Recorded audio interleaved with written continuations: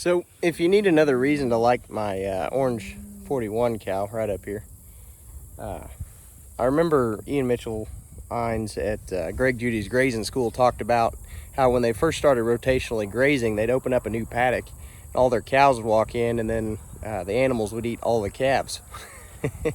And so one of the things he said, and one of the things that's always in the back of my mind, is we had to train the cows to take the calves with them, or I don't remember exactly what he did, but what I ended up doing was, I'll try to bump the calves and get them up with the cows, but I just tagged 4 calves today.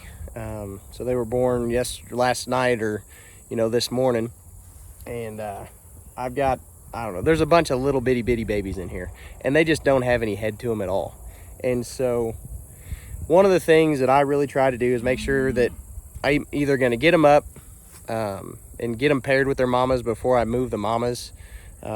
Make sure you got plenty of time to be doing this, and make sure, or the other option is leave the back gate open. So if I'm most of these wire fences here are just single high tensile hot wires, so the calves can go under.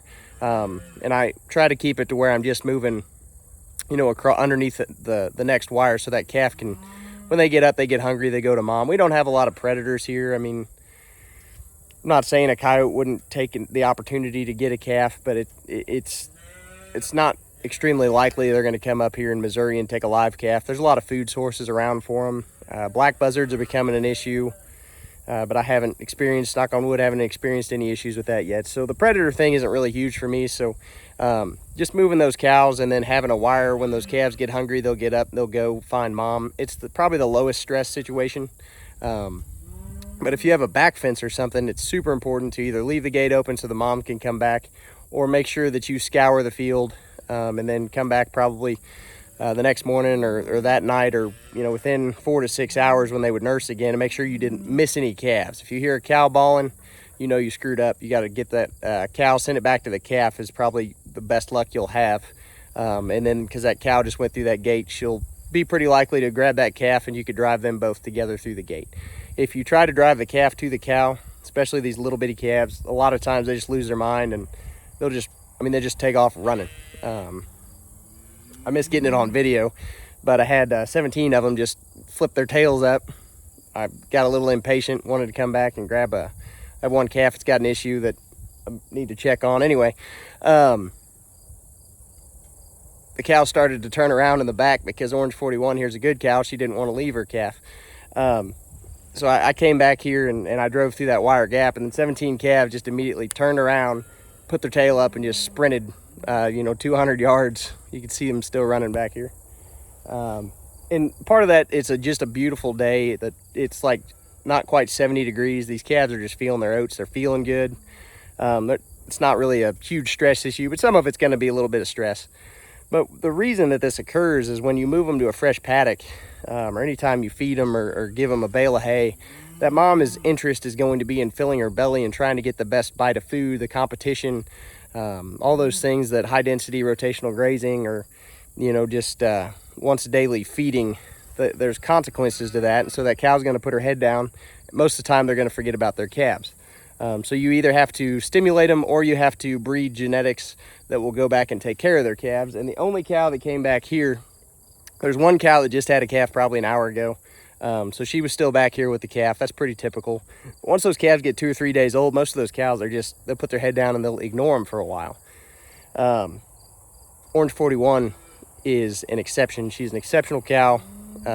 Just another reason that I love her. If you've seen any of my other favorite cow videos, she just does it. Normally it's not good to have one that you just pick out and say, that's the right one, but she milks good. She weans a good calf. She's attentive. She hasn't tried to kill me. She's got a really gentle disposition, and she just really knows where that calf is at. I can't replace that.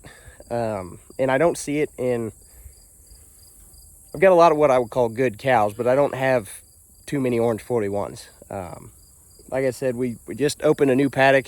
They went out on another 2.5 acres, 3 acres, and Orange 41 stopped when she hit the gate. She said, no, he's going to shut that gate behind me. She turned around, she bawled, she couldn't find her calf. She came back here, she picked it up. And now I'm going to go and I'm going to take her, and she's going to lead all the rest of those little calves in the direction that I want them to go. And if that fails to work and I have to shut the gap behind that pair, then the rest of those calves will be able to just walk under that wire. So anyway, I thought I'd share this kind of some of my experiences here, what I think is pretty special about this cow. Some things that I hope will keep you out of trouble if you're doing a daily rotation or moving. And also, you know, some things to think about when you're selecting your genetics. I picked a bull out of this cow because she just does all those things well. And just that temperament, that intelligence and mothering ability is just, I'm scared that in a lot of these commercial cattle operations, a lot of purebred operations, we kind of bred that out, and it's not something we really worry about. You know, we pamper our genetics so much. And even being out here tagging these calves, it's just, it's one of those things that's not always the best for your livestock operation. That's why I say if you're a commercial operation, you really shouldn't be tagging your calves. I don't want a cow that's going to run, you know, across the field, try to kill me. But I do want a cow that if I pick up her calf and it balls, I want her to be like, hey, what's going on? You know, I want a cow that's attentive and cares about her calf. I don't want her to kill me. I don't want her to run over her calf to get to me. But I feel like you can really tell a cow that when you pick that calf up, if I'm comfortable and I'm down on my knees working right next to the cow and that calf's bawling, when I snap that tag in and that cow just doesn't care, I know that that's a cow that's going to give me issues in the future, and that's something I really don't want. You know, it's a lot safer for me, but that it's not something that's always very profitable in a commercial setting. And so I don't really think that's something that as purebred producer we should be really highly selecting for. Again, I want a gentle cow, but I want a cow that's protective and attentive. I want a cow that, if I had an ideal cow, Orange 41 here, she always knows where that calf's at. She knows where she put it down. If I act like that calf's stressed, she's going to go to it.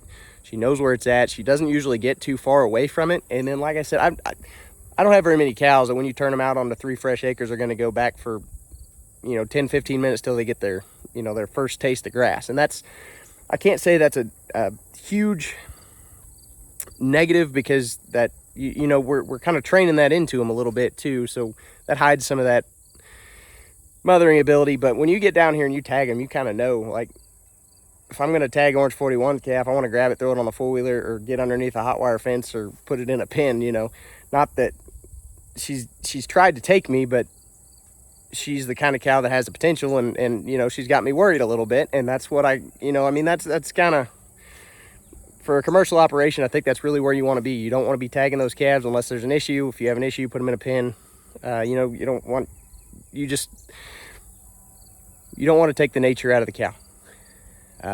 We want cows that take good care of their calves, have good milking ability, know where they're at, you know, check on them often, and you just don't have to worry about them. I don't have to worry about her calf. She's a good babysitter. She's a good mama. She's going to take care of that calf.